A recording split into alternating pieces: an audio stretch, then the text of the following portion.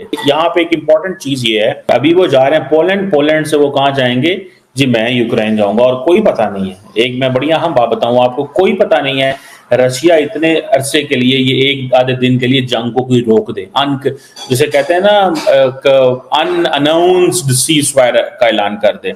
ठीक है, देख ले तो इस वक्त इंडिया एक एशियन टाइगर है। एशियन टाइगर इंडिया, आप मानते हैं इस बात को? मैं इसको ओपनली मानता हूँ। इंडिया जो है वो इस वक्त जो थर्ड वर्ल्ड कंट्रीज में है उसमें इंडिया एशियन टाइगर है। अच्छा। और काफ़ी आगे रन कर। जब दुनिया की बड़ी इकोनॉमीज आपस में लड़ पड़ेंगी, वो अपनी इंडस्ट्री पे ध्यान ही नहीं देगी, वो जस्ट आपस में लड़ते रहेंगे, लड़ाई करते रहेंगे, तो सारा फायदा इंडिया का ही है। दुनिया में जितनी ज़्यादा सेल या जितनी ज़्यादा प्रोडक्शन का काम है वो इंडिया से जाएगा। खाने से लेके, पीने से लेके, कपड़े से लेके, जूते से लेके, हर ईच एंड एवरीथिंग। जब इतना ज़्यादा प्रॉफिट इंडिया को मिलेगा, ऊपर बात वो ये है कि इंडियन प्राइम मिनिस्टर मोदी जो हैं वो यूक्रेन जा रहे हैं इस वक्त, और ये जो है ये किसी ना किसी जगह जाके मुझे लगता है कि अभी खत्म हो जाएगा। ये जो इसकी ये एक दफा ये सीज फायर हो और अल्लाह करे जल्दी हो जाए। ये सॉफ्ट पावर की इस्तेमाल करके इमर्ज हो रही है, तो ये अच्छा होगा कि अगर कोई मुल्क किसी से आगे बढ़ना चाहता है तो वो सॉफ्ट पावर का इस्तेमाल करे। अगर वो किसी न्यूक्लियर वेपन की तरफ जाते हैं तो जाहिर बात है उनको भी नुकसान होगा। और ये विजिट बहुत इंपॉर्टेंट है। मिलने इसका मतलब ये होता है कि मोदी साहब का कोई भी दौरा सिर्फ टॉक ऑफ द टाउन नहीं होता, टॉक ऑफ द वर्ल्ड होता है। इंडिया एक ऐसी ताकत है कि दुनिया के बेशुमार ऐसे कंट्रीज़ हैं जो ये चाहते हैं कि इंडिया उनकी तरफ रहे, या भारत का वजीर आजम जो है वो उनकी साइड ले, दूसरे की साइड क्यों ले रहा है, हमारी साइड ले। इसके पास ज़्यादा पावर हो, इकानमी हो, उसकी चल रही है। वेपन की पावर की बातें जो हैं वो आजकल ख़त्म हो गई हैं। हाँ। क्योंकि 24 का ज़माना चल। तो हम कब निकलेंगे ये एटम बम और बटन से? हम तो दुनिया से 100 साल या 200 साल पीछे। पोलैंड पहुंच चुके हैं और अब वो यूक्रेन जाएंगे। पूरी दुनिया इस वक्त दोस्तों मोदी जी की तरफ देख रही है कि मोदी जी किसी तरीके से इस युद्ध को रुकवा दें। अमेरिका और यूरोप बहुत परेशान है इस युद्ध की वजह से, क्योंकि उनको भी अरबों डॉलर का नुकसान हो रहा है। आप देख ही रहे हैं कि किस तरह यूक्रेन को उनको हथियार देने पड़ते हैं, उसकी मदद करनी पड़ती है। यूरोपियन कंट्रीज उठाती है, अमेरिका उठाता है, लेकिन रशिया अकेले ही लड़ रहा है, वो अपना तेल बेच रहा है। लेकिन बहुत नुकसान हो रहा है दोस्तों, दुनिया के अंदर महंगाई बहुत ज्यादा हो चुकी है। इसलिए पूरी दुनिया ये चाहती है कि ये जो लड़ाई है ये रुक जाए, ये युद्ध रुक जाए। मोदी जी जा रहे हैं, इसीलिए सारी दुनिया इस पर नजर गड़ाए बैठी है कि किसी युद्ध रुकवा दे, क्योंकि मोदी जी वो पावरफुल इंसान है जिसकी बात पुतिन कभी नहीं टालेगा, और जेलेंस्की की तो खैर औकात ही नहीं है इतनी। आप क्या समझते हैं दोस्तों? प्लीज कमेंट्स करके बताइएगा। वीडियो को पूरा देखिएगा, वीडियो को लाइक कीजिएगा और चैनल को सब्सक्राइब जरूर कीजिएगा। Narendra Modi Poland and Ukraine का दौरा कर रहे हैं, और मजे की बात यह है कि पिछले महीने ही तो अभी वो रशिया गए हुए थे। बहुत सारे दोस्तों का ये कहना है कि नरेंद्र मोदी इस पोजीशन में मौजूद हैं कि वो चाहें तो भारत एक ऐसा रोल अदा कर सकता है जिसमें यूक्रेन और जो रशिया के मामलात हैं वो करीब लाए जा सकते हैं। ये क्योंकि चाइना के पास वो रोल मौजूद नहीं है, क्योंकि अमेरिकन पसंद नहीं करेंगे। और गो के इस वक्त यूरोप के अंदर से बहुत सारी ऐसी आवाज़ें आ रही हैं, और वो आवाज़ें यही हैं कि हमें इस जंग को बंद करना चाहिए। यहाँ पे एक इम्पॉर्टेंट चीज़ ये है, अभी वो जा रहे हैं पोलैंड, पोलैंड से वो कहाँ जाएंगे जी, मैं यूक्रेन जाऊंगा। और कोई पता नहीं है, एक मैं बढ़िया हम बात बताऊँ आपको, कोई पता नहीं है रशिया इतने अरसे के लिए, ये एक आधे दिन के लिए जंग को कोई रोक दे, जिसे कहते हैं ना अनअनाउंस्ड सीज फायर का ऐलान कर दे। ठीक है, अनटिल एंड अनलेस के यूक्रेन की फोर्सेस उन पे हमला ना करें। और ये विजिट बहुत इंपॉर्टेंट है। आप ये समझ लें कि नरेंद्र मोदी साहब ने प्रेसिडेंट पुतिन को गले लगाने के बाद, उनको हक करने के बाद, अब वो जेलेंस्की से मिलेंगे। तो आपको याद होगा कि मोदी साहब का जो दौरा था मॉस्को का, वो बहुत टॉक ऑफ द टाउन रहा। यानी टॉक ऑफ द टाउन जब हम कहते हैं तो आप समझ लें इसका मतलब ये होता है कि मोदी साहब का कोई भी दौरा सिर्फ टॉक ऑफ द टाउन नहीं होता, टॉक ऑफ द वर्ल्ड होता है।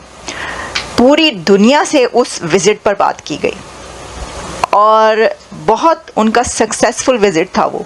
और क्या अब प्रेसिडेंट पुतिन उसको क्रिटिसाइज़ करेंगे? नहीं, मुझे ऐसा नहीं लगता कि पुतिन इसको क्रिटिसाइज़ करेंगे, क्योंकि उनको पहले से पता है कि उन्होंने उधर जाना है, और वो इस तरह की नज़र भी नहीं आता उनकी तरफ से कि वो ऐसा कोई काम करेंगे। लेकिन जेलेंस्की की तरफ से हमें कई बार ऐसा नज़र आया है कि वो थोड़े से इनसिक्योर भी हो जाते हैं और हो सकता है कि वो भी होता है ना कि आप कहते हैं कि भाई ये बंदा तो मेरा या ये कंट्री के साथ मेरे भी रिलेशंस हैं, तो मेरे जो दुश्मन है उसके पास क्यों गया। लेकिन ये होता रहा। इससे हमें ये भी नज़र आता है कि इंडिया एक ऐसी ताकत है कि दुनिया के बेशुमार ऐसे कंट्रीज़ हैं जो ये चाहते हैं कि इंडिया उनकी तरफ रहे, या भारत का वज़ीर आज़म जो है वो उनकी साइड ले, दूसरे की साइड क्यों ले रहा है, हमारी साइड ले।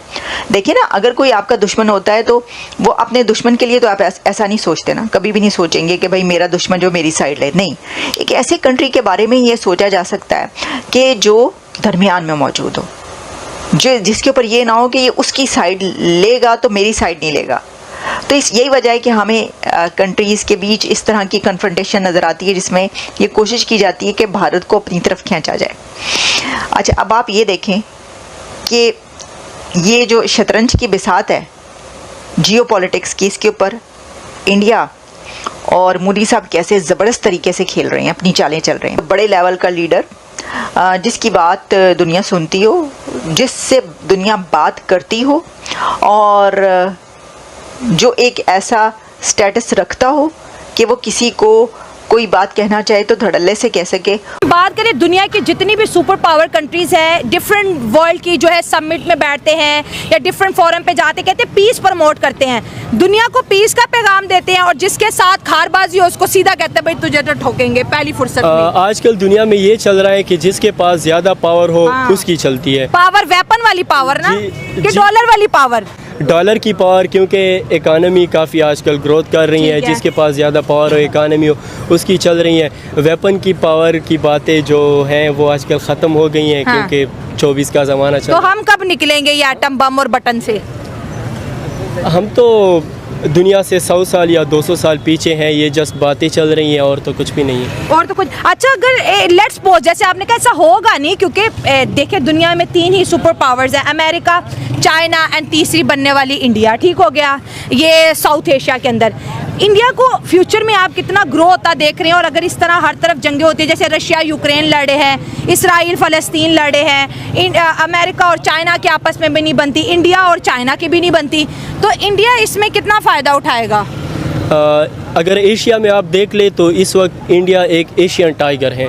एशियन टाइगर इंडिया, आप मानते हैं इस बात को? मैं इसको ओपनली मानता हूँ। इंडिया जो है वो इस वक्त जो थर्ड वर्ल्ड कंट्रीज में है उसमें इंडिया एशियन टाइगर है। अच्छा। और काफ़ी आगे रन कर रहा है। इंडिया और पाकिस्तान के ताल्लुकात कैसे देख रहे हैं आप? इंडिया पाकिस्तान के ताल्लुकात के बारे में तो मैं ये कह सकता हूँ कि अगर पाकिस्तान में कुछ पीसफुल पार्टीज़ आए और इंडिया में, तो इंशाल्लाह हमारे ताल्लुकात अच्छे हो सकते हैं। और मैं इंडिया को एक दुश्मन नहीं समझता। मैं चाहता हूँ समझना भी नहीं चाहिए भाई, पड़ोसियों को क्यों दुश्मन समझे? क्योंकि अगर आप अमेरिका को देके, आप फ्रांस को देके, आप इंग्लैंड को देके, आप चाइना को देके, आप रशिया को देके, यूरोप के अंदर की लड़ाइयाँ देख लें, आप किसी भी स्टेट को देके, सारे बड़े कंट्रीज हैं वो अपने दुश्मनों, अपने नाइबर को दुश्मन नहीं समझते। एक पाकिस्तान है, एक तरफ हमने अफगानिस्तान को दुश्मन बनाया है तो दूसरी तरफ ईरान को बनाया है, एक तरफ इंडिया को बनाया है। हर तरफ से हमने खुद के लिए मसले खड़े किए हैं। अगर आप इसे देखे जाए ना, आप लोगों को पता होगा कि एक हार्ड पावर है, एक सॉफ्ट पावर होती है। तो अभी अगर हम इंडिया की उसमें देखें तो वो सॉफ्ट पावर इस्तेमाल करके इमर्ज हो रही है। का दावा है कि हम तीसरी टर्म में वर्ल्ड की 3rd बड़ी पावर होंगे। तो अब अगर इस तरह की दुनिया की पॉलिटिक्स में चेंज आ रहा है तो इंडिया की तो बात पूरी हो रही है। जी जी, अभी वो लड़ाई में नहीं है किसी के साथ। जी,